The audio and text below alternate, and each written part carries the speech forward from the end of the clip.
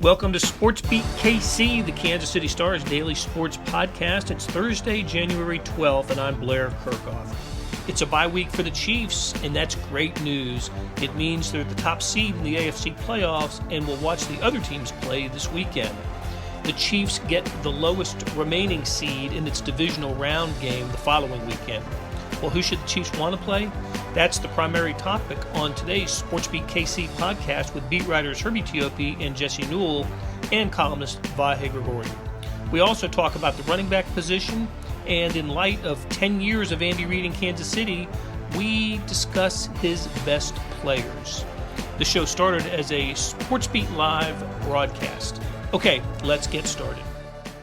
Hey, good morning from chilly Kansas City. Welcome to SportsBeat Live, our weekly conversation about the Kansas City Chiefs with the folks in the media who know them best, and with you. Good morning to Darla and Bethany for joining us, and good morning to Jesse Newell, Herbie Teope, and Vahe Gregorian for being here. It's a great crew to discuss Chiefs with you, and send us your questions and comments, and we'll talk Chiefs with anybody who wants to talk Chiefs. Herbie, there's a little bit of news to start the day. An award that was handed out, an AFC monthly honor that did not go to Patrick Mahomes, but to one of his teammates. Who was the AFC Offensive Player of the Month? Hey, Jerick McKinnon. You know, when you score 9 touchdowns over a 6-week span, you deserve an award. So, yeah, Jerick McKinnon is the AFC Offensive Player of the Month for December. He is the third Chiefs player to win that award. Patrick Mahomes won it in November, and punter Tommy Townsend won it for the month of September. But McKinnon's, the way he finished the season, my goodness, 8 receiving touchdowns, 1 rushing, 2 multiple touchdown games against the Broncos, as well as in weeks, well, both of them against the Broncos when you think about it, 2 touchdowns receiving. But, yeah, he deserved that award. First running back in the Super Bowl era since 1970 to score in 5 straight games with a receiving touchdown. So kudos to him. Yeah, look, he's been a tremendous player. His production reminds me a little bit of Damian Williams. Remember how he used to heat up toward the end of the regular season and in the playoffs. McKinnon may be just a better overall player, and I expect him to be, maybe not the feature back, but certainly share feature back duties with Isaiah Pacheco in the postseason. And it also gets me wondering, what is the future of Clyde Edwards-Helaire on this team? And Jesse, why don't you take a stab at that? First round pick is kind of becoming fading into the background a bit. And when it comes to thinking about how the Chiefs are going to operate at that position going forward. Yeah, I'm kind of pushed to the back. Obviously, Isaiah Pacheco has been their running back recently, and Jerick McKinnon has become the AFC Player of the Month thanks to not only his contributions, but obviously Andy Reid and Patrick Mahomes, making him and propping him up and amplifying the strengths that he does have, which he's really good in pass protection. He's really good running routes, and has been able to free himself thanks to guys like Travis Kelce setting screens for him. And then, obviously being in the right place at the right time when Patrick Mahomes turns his back and throws one of these to you in Denver too. So he's been in the right spot at the right time a few different instances this year. So, I mean, it's probably just a question for the offseason, guys. At this point, I hate to say it doesn't matter, but it's sort of a secondary thing for the Chiefs. If Clyde is with the team next year, that's fine, and they can utilize him in the passing game. And if he's fully healthy, they can play to his strengths as much as possible. But maybe he's a back that is in a rotation, and if he's not, then they're probably fine with that too, honestly. And they've got a lot of draft picks to go out there and potentially get another running back as well. So I don't mean to diminish what Clyde has done or potentially what he could do with the Chiefs. It's just, obviously they're at a point right now, 14-3, looking forward to the playoffs. Doesn't seem like he's going to be a part of this unless we hear differently from Andy Reid here coming up. But it's just probably just not a matter of huge concern right now, just because that running back position seems to be in good hands right now. And in the future, it probably will be in good hands whether they draft somebody or they keep around these pieces that have been successful this year. To add to that, because he's on injured reserve, they're going to have to make that decision. If they have a view to have him back in time for the Super Bowl, they're going to have to activate him or designate him as return to practice next week, because you've got 3 weeks before the Super Bowl. If he's not designated to return with that 21-day window, then, that kind of seals his fate for the rest of the season. Got to remember, the Chiefs are going to enter the offseason with the option, the 5th-year option, which is going to have to happen at some point this offseason if they want to use that on him. If not, he'll play next year in the last year of his rookie contract. And in that backfield, you have 2 running backs playing on a 1-year contract, Ronald Jones and Jerick McKinnon. So there are some decisions to be made in that backfield during the offseason. Well, the 5th-year option's off right now. I mean, I don't think that's even a consideration. Right now, to me, it's just bringing him back on his rookie deal, that last year of it. And I would think the Chiefs would probably do that. He's familiar with the system. They know him. He knows them. But this probably would be the last go-round for Clyde. And even if that doesn't work out, I wouldn't be surprised. But, again, for a team that's 14-3, about ready to have the bye in the playoffs and potentially win another Super Bowl, it's not a big matter at this moment. It'll be something for the offseason, and even then it might not be something that hinges the offseason, because the Chiefs can be so successful in so many other ways.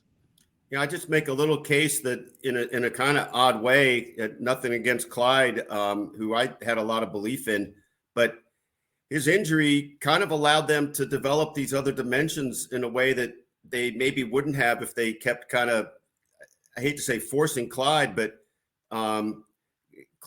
if Clyde was entrenched, it was sort of by default and with hopes instead of by really seizing it. And you got to like the versatility and sheer force that they can come with both these guys as the most active backs.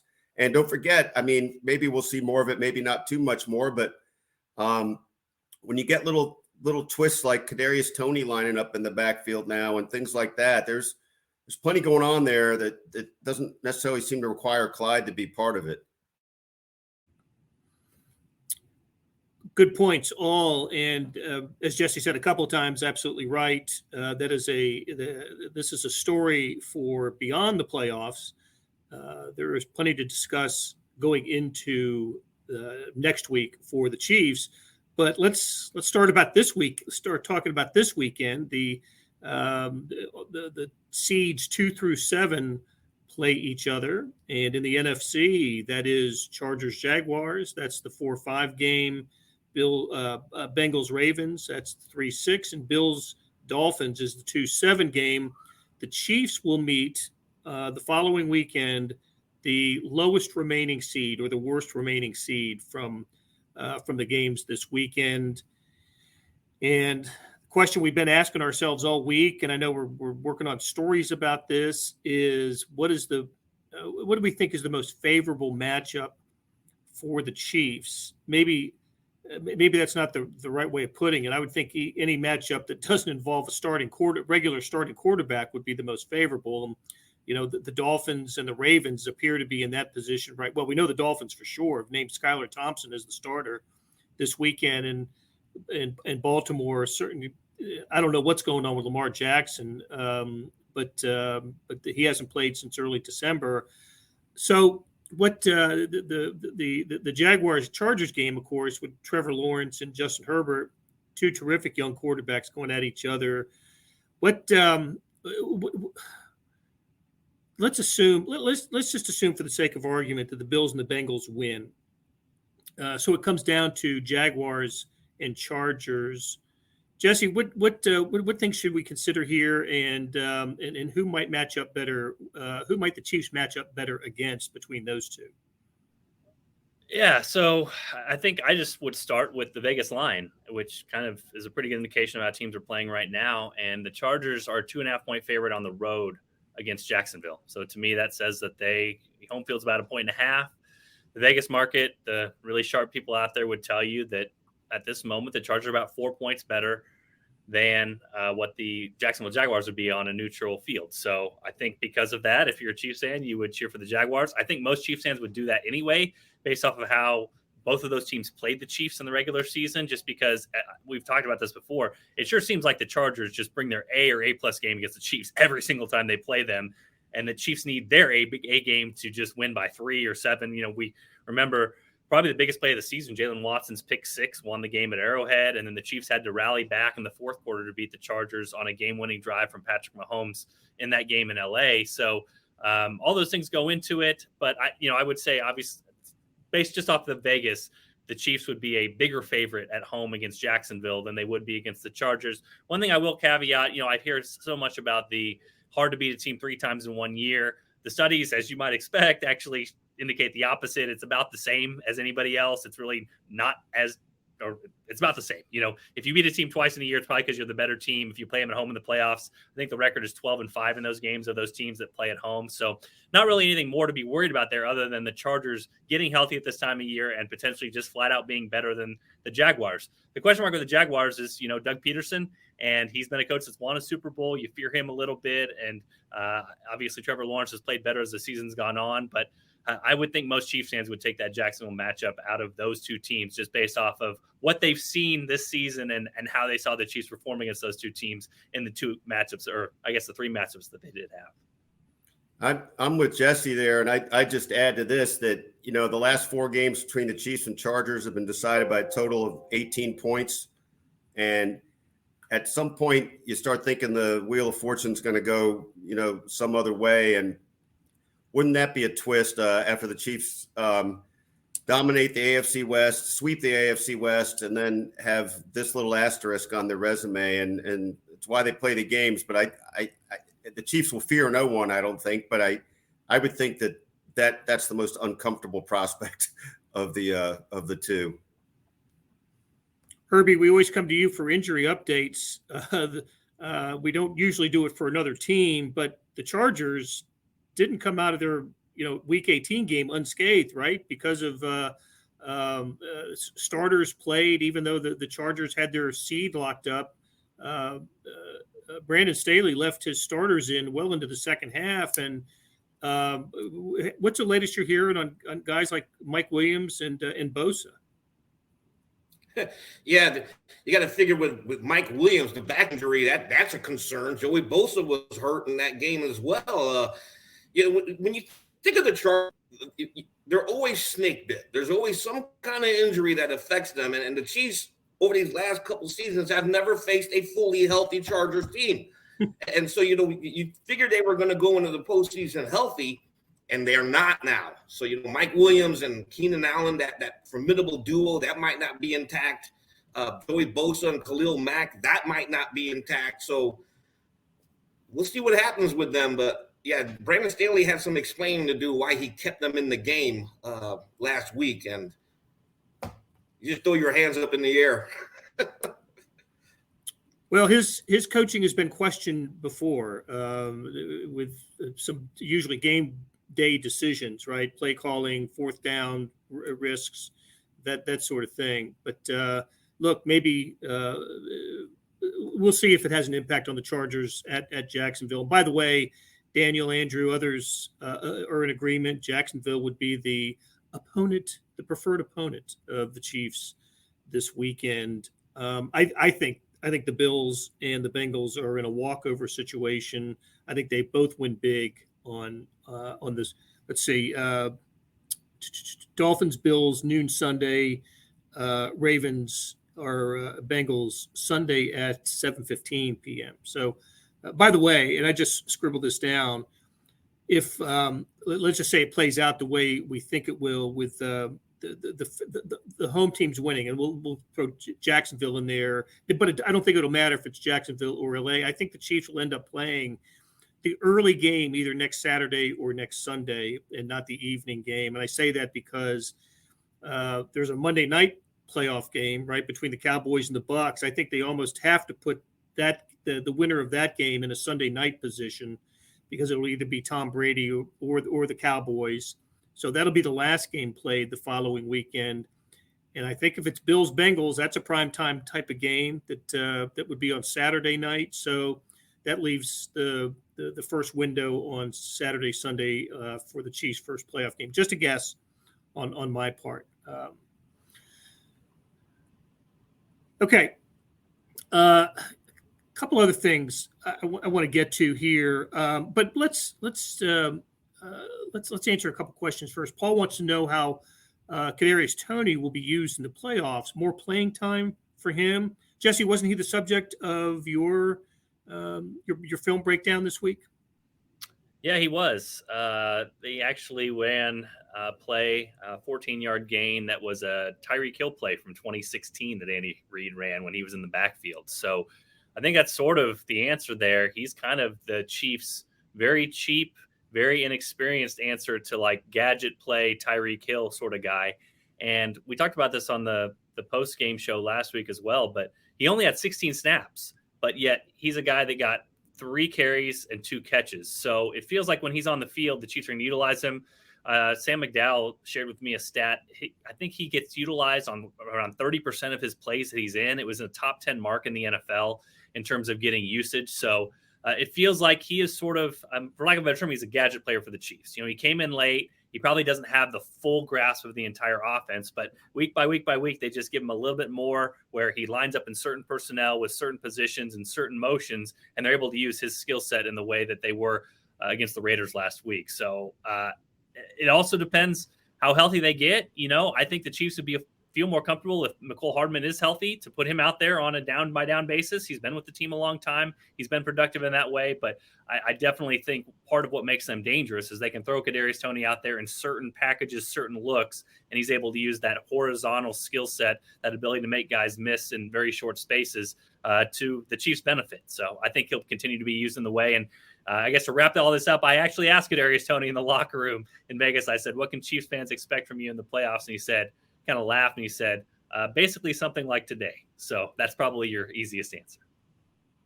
You know, I'd just throw this in real quick, Blair. I'd venture to say that even now with, you know, getting 18 snaps, who is the more exhilarating player to watch after Mahomes and Kelsey besides him? I mean, he's really got something. I mean, I think I still can't figure out how the Chiefs got him for what they did. No, and their use of Toney is pretty fascinating. He's only top 20 snaps in the game in the Chiefs uniform just once, going back way to week 10. But ever since, it's like it's in the high teens. But they're getting the most out of him. If there's a player who's getting the most out of his offensive snaps, it's definitely Kadarius Toney. And of course, we know they love him as their primary punt returner. You know, in the past, we're always holding our breath when someone gets their, you know, when the punt is in the air. With him, you don't have that issue. You just hold your breath, seeing what kind of electrifying move he's going to make with that first step. Jesse, when you asked Toney in the locker room what to expect from him in the playoffs, it would have been kind of funny if he had just gone into his Mr. T and said, pain. Did not happen, however. By the way, did you guys know he goes by Joka? That he's got apparently he does some rap stuff, and I just looked this up because Travis Kelce on his podcast earlier in this week referred to him as Joka. I thought maybe it was, you know, some play off of Batman, but anyway, more for us to explore in the coming weeks. Well, you're who I go to for rap references, Vahe, and you me. As well you should, and of course, you know, I do turn to you for that, Blair. That's right. I thought his specialty was IT stuff. That's crazy. Well, it must be rap. Okay. Look, I got a lot going on here at the Nerve Center, okay? By the way, just a quick aside that you should know, I think we're getting our house jacked, so if I go flying up out of my seat, you'll know what happened. Okay, good to know. Well, we may stay on a little extra in anticipation of that possibility. Very good, very good. Hey, all right, so I got a question for not only you all, but for those listening to us and watching us, because it's a week off for the Chiefs, and so we're looking for stories to write that are, playoff centric and just maybe general too. And one thing that we're working on is it's 10 years of Andy Reid in Kansas City. He's got 1 to 3 games left to complete his 10th year here. But even with that time remaining, I didn't think it was too far-fetched to come up with an all Andy Reid team for the Chiefs. So the best players to play for Andy Reid in the 10 years he's been in Kansas City. I won't ask you guys about that, but one thing I I am kind of curious about is if you, I'm doing the team. In fact, I even picked some honorable mentions at each position. But how about just a kind of a off the top of your head, a quick top 5 of the best players to play for the Chiefs in the last decade. So starting in 2013. Now, listen, you can have a player who had a great career that was toward the end of his career in 2013 and 2014. I guess I'm just looking at, playing for the Chiefs over the last 10 years. Who would be the top 5 Andy Reid players? So, don't have to list them all at once, but just let's start with some names. Patrick Mahomes, of course, would be number 1, and Michael has already weighed in his 5. Mahomes, Kelsey, Jamal Charles, Derek Johnson, Eric Berry. That is a great list. That is terrific. Look at Herbie. Michael apparently comparing notes with Herbie. Vahe, what do you got up there? You can't read my writing, but it's exactly what Michael wrote. Wow. With Mahomes, Kelsey, DJ. Oh, and Chris Jones is one of the 6 to fit into the 5. There you go. It's a shame, like when I think of that list right there, because I actually wrote the same list down, and it's a crying shame Andy Reid didn't get Jamal Charles in his prime or even DJ in his prime, because he got him towards the tail end of their career. And I loved how Andy Reid was able to work in Jamal Charles' skill set as a receiver. Who's ever going to forget that 5-touchdown game against the Raiders? I mean, that was just phenomenal. And so that is a fantastic list there, Michael, because that's exactly what I wrote down. that Herbie, that game, that was unbelievable. I mean, that was, and was that 13 or 14? It was pretty early. It was 13. It was it was in 13, and 4 of those touchdowns. Go ahead. 4 of them screens. Yep. I mean, and they were different kinds of screens, right? They were all, schemed up a little differently. I kind of remember him getting a little bit of a beer shower in one of the Oakland end zones too. Yep. Andrew has. And I agree with Andrew. Tyron deserves a place in this discussion. Absolutely. But it's kind of hard. Like for me, I thought about Tyron and Eric Berry when I think of who meant the most to like fans and like his impact here. And then we think of Eric Berry's return from cancer. We were all at that game when he came through the tunnel, and it was just so electric. Tyrann Mathieu obviously helped them win a Super Bowl, but I think like who meant the most to this community, I would say it's Eric Berry. I agree with that point, Herbie, but I would just say that I think Tyrann Mathieu, I don't want to say they wouldn't have won a Super Bowl without him, but I do want to say he was pretty instrumental in the entire reset of that defense. And you could see how it might have played out differently without him. Just a thought. Dan has Alex Smith, and of course, Alex Smith wouldn't be the quarterback on this team, but you could certainly make a case one of the top 10 most important players and best players in the Andy Reid era, 3-time Pro Bowler. Mahomes has been a Pro Bowler every year, but Alex Smith in his 5 years as a starter made the Pro Bowl 3 times and led the NFL in passer rating in his final year. So, hey, and Paul, you make a terrific point, and he is on my top 10. Mitchell Schwartz was so good and for so long with the Chiefs that I couldn't find another right tackle who would be a second best.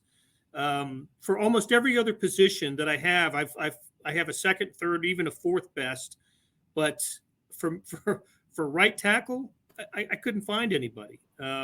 That's how good Mitchell Schwartz was for such a long time. Jesse, we haven't heard from you, so you have to weigh in. That's because you guys got all the right answers. I was trying to real quickly just scroll through like Pro Football References top players and see if there's any Chiefs that we missed out on. And the one you guys even mentioned that kind of showed up through multiple teams was Alex Smith. So perhaps a little bit underrated with what he did, just because we know that Mahomes has taken this to another level, and Alex would be the first one to tell you that too. But I did think Mitchell Schwartz, so I'm glad you brought that one up, Blair. And obviously just I think the first 5 seem to me to be those five, and then the rest, we can have some honorable mentions. And we talked about the Chris Jones fitting the sixth one in there. Tyrann Mathieu, changing the attitude of the defense, I think, is a good way to put it, because the Chiefs did not have much swag level coming in before that. And it sure seemed like Tyrann added to that sort of thing, helped them win a Super Bowl. So I think we're all on the right track here. I'm not seeing anybody. I was kind of flipping through guys that were still around in 2013, and any guys that potentially would be on this list were no longer with the Chiefs at that time. So I think we got it covered. I think this list is good, and I think good for us, which is exactly what we want. Michael hit it right off the bat, so we didn't have to use our brains to even think of anything else. And I never do. So that was especially helpful to me. One player that has not been mentioned is the Chiefs single-season sack leader, who had several good years in a Chiefs uniform before he departed, Justin Houston. So, but that was the changing of the guard defensively, right? That was, Bob Sutton left. That was the final year for Eric Berry, for Justin Houston, for D Ford, others. And in comes Tyrann Mathieu and other players on the defensive side. So Andrew has Daniel Sorensen named here. I would suggest, Andrew, that when you see or read the all Andy Reid team that I picked, do not be surprised to see Daniel Sorensen's name on there in some fashion. Especially if you're going by. Go ahead, Vi. No, I'll just throw this out there. Do they win the Texans playoff game without Daniel Sorensen's 2 plays? I don't think they do. And then they don't win a Super Bowl. Yeah, especially if you go by position, because Sorensen, even though he was a backup safety, he was able to give them, whenever Barry or Marcus Cooper or anybody else back in those days were hurt, you were able to slide in Sorensen. So he was valuable as a backup, and especially, as Vahe mentioned, on special teams.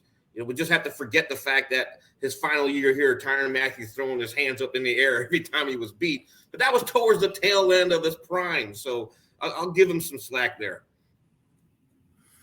Okay, great conversation, guys, and good way for me to tease a story. A lot of good stories coming up in the next week from the Star, from these guys, and on kansascity.com. Please stay tuned. In fact, Vahe, what do you got coming up, Chiefs-wise? Well, it's funny. Thanks for taking me to that, Blair. First, I think that our friends from Big Charlie Saloon in Philadelphia are regular watchers of this, either on game day or today. And I spoke with them yesterday for a piece I'm doing on the fantasy prospect of the 2 number 1 seeds meeting in the Super Bowl. So Yo Paulie, just shout out to you guys at Big Charlie's. And I'm looking forward to trying to put that together with some of the people I talked to, finish that off today. Jesse, what you got coming? Yeah, we'll tease this, but everybody's looking for an edge in the NFL. People pay millions of dollars for an edge, and the Chiefs have been 3 times as productive as any other team in one particular way that they use their offense. And so investigating that, looking into that on Monday. A lot of it involves Travis Kelce, but the biggest part is Andy Reid and what he does with his play design. So the Chiefs, I was looking up the WAR. They have a football WAR out there. The WAR on this particular play was almost 2. So it's almost like the Chiefs are gaining a 2-win advantage by doing this thing that almost nobody in the NFL else is doing. So that's part of the reason you win football games when you have Andy Reid as your coach. So you can investigate that. That should be up Monday on the Kansas City Star website. But the secret edge the Chiefs have found out that the NFL still needs to catch up on. Hey, Herbie, bring it home. What you got coming? Hey, we're in awards season, so essentially I'm just on standby whenever these publications announce all their all-pro teams, etc. Player of the month, player of the week, that's essentially it. And then next week, obviously, we are back on the ground running as the Chiefs prepare for the AFC Divisional Round. Yeah, Herbie's all over it every day, every hour of every day, actually, bringing the news. So, and let me echo a thought from Vahe. Yes, we've got some viewers in Philly. We also have them in Nashville and LA. As I was reminded this week, it's always great to hear from those folks and from you. So that'll do it for today. And I think A little programming note, I think we're going to be with you a couple of times next week in anticipation of Chiefs playoff game, maybe as early as Monday, but we need to huddle with our production team and these fellows here to make sure that can happen. Definitely Thursday next week as we preview the Chiefs versus the fill-in-the-blank game. That'll be played on fill-in-the-blank date. So that'll do it for today on SportsBeat KC. Thanks to George Howard for producing the podcast and the broadcast, and to our SportsBeat KC staff of Monty Davis, Randy Mason, Jeff Rosen, and Scott Chasen. Tip of the cap to Vahe Gregorian, Jesse Newell, and Herbie Teope for sharing their insights. Morning Sports Edition was 43 pages full of NFL, NBA, NHL, baseball, college basketball news, and more. Check it out at liveedition.kansascity.com. Thanks for listening, and we'll be back soon with another SportsBeat KC, where we talk sports in Kansas City every day.